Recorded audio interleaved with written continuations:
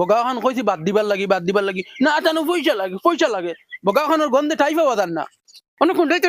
মার মুলাতে এক লাতে ফাটাই ফেলাই দিমু লেংটা হল একটার মুখে ধরুম না এর মালিক সাথে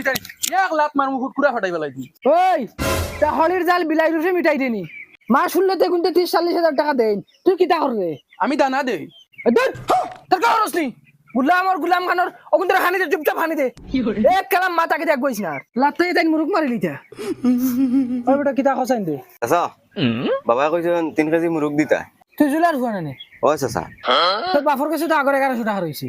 যাও চাচা কিতা মাত মতো বাবা তো আজ 1 বছর তাই বাড়িতে নাই তাই মেঘালয় আর তুমি কত টাকা পাও ও তো এটা আজকর টাকা নেই